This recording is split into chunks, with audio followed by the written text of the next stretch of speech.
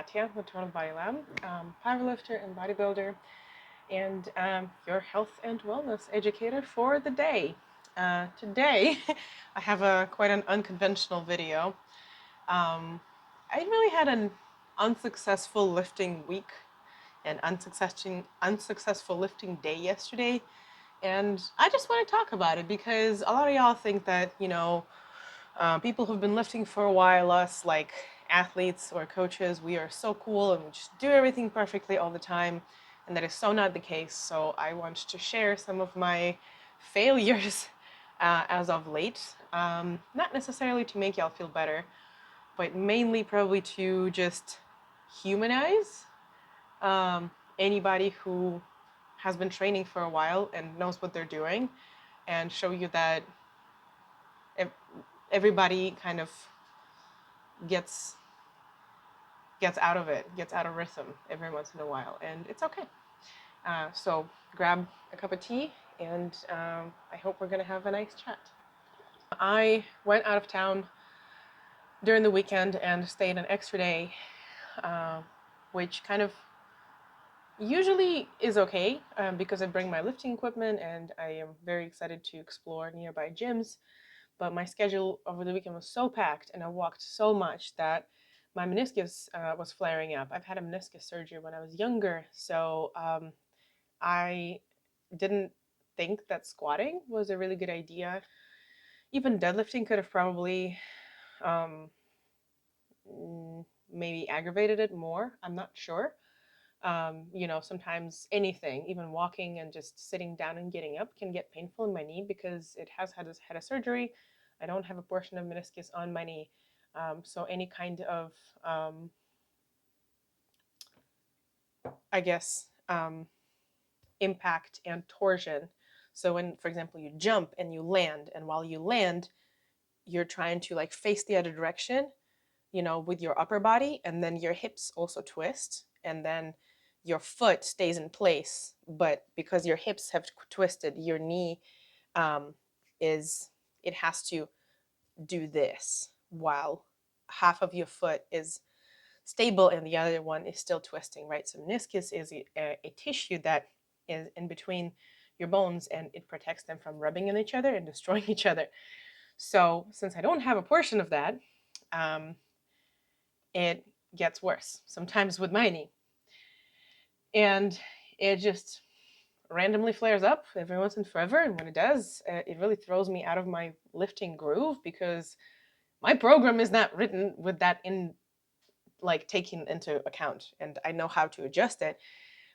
But still, like, every time that it happens, I just, get upset. I get a little emotional, and, throws me out of it. So, yeah, I skipped a lifting day on Monday. I was not feeling rested at all to lift on Tuesday, so I lifted on Wednesday.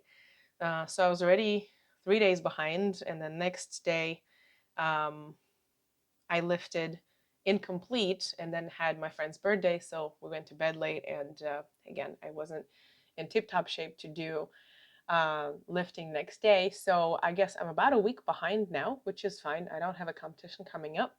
My bench is fine based on how it feels, right? Like, I feel relatively successful with my bench.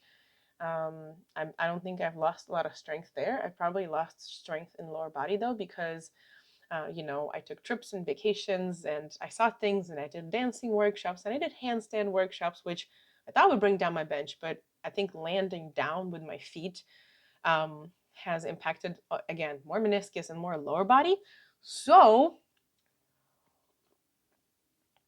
my squat and my deadlift has probably been affected, mainly because also, central nervous system needs to recover. So my central nervous system needed to recover from all of the hiking and dancing and traveling. And I do know that living in one place and staying in one place and lifting in the same gym where you know everything and everything is perfect is ideal for your athletic progress. However, I also have a life. Okay, I competed a lot last year. I made it to the nationals. I made it to get a sponsorship, get a couple of sponsorships actually, and get invited to a competitive vegan team. went to Mr. America with them. Like, I feel pretty good about what I've done last year in terms of the athletic progress, on top of having traveled with the VegFest team and helping organize the festivals for them. And I hope to do that this year as well. But this year, I think I want to put a little less strain on my nervous system by kind of separating when I travel, lifting a little bit less. You know, when I get back from travel, giving myself a little bit more time to decompress before I go into my heavy phases. Or when I don't travel, I can double down and, you know, increase my working sets a little bit, increase my working sets weight. So anyways, yeah, I've not really felt bad about this, and just want to, I guess, give myself a shout out for this, because I'm a type A personality, right? I'm really hard on myself about most things, which isn't helpful. It's probably impacted my mental health the most, because you see everybody else doing everything. Of course they're not, but they're, you know, only posting about their successes.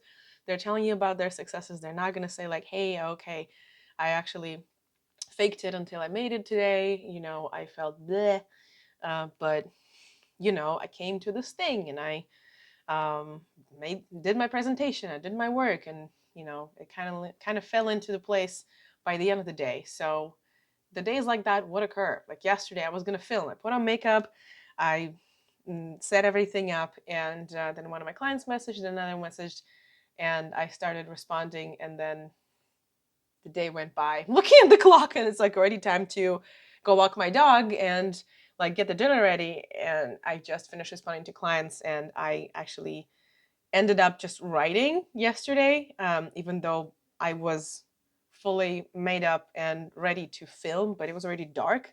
Like right now, I think I'm experimenting with the setup. Let me know how the lighting is, but I filmed some during the light, um, during the daylight in the living room, and now I'm sitting at my desk, which is in the kitchen, and I lit up some candles to have a little more of a chill, like drinking tea, talking environment with you guys. Instead, thinking maybe that could be another setup for filming, especially if the day kind of has gone by and I was just working and I didn't really have time for chatting. I didn't have time for like some lackadaisical filming, rather than the, you know, 10 tips for this, or like, this is what my team has done last month, which like those videos have a place. But I do feel like a lot of talking videos also have a place, especially for people who don't compete, especially for people who are here just to hear about, you know, my life and my friends and athletes' lives, and notice that we're all kind of the same. Our sacks of meat and bones that are our bodies with some electricity, we're not that different, you know. Anyways, let me know how this format feels to you. I am really enjoying making a video like this here at my desk. And this lighting feels very comforting. So I'm hoping to have more of a chatting, talking style tea time conversational videos with you. If you liked this, hit a thumbs up. If you didn't, put a thumbs down so I know that you don't like it. YouTube only shows that to creators anyways. So I really don't think it matters in terms of supporting or not supporting your creators. And if you have any comments or questions, write them down below. The free resources are in the video description, and I will talk to you guys in the next video. Bye.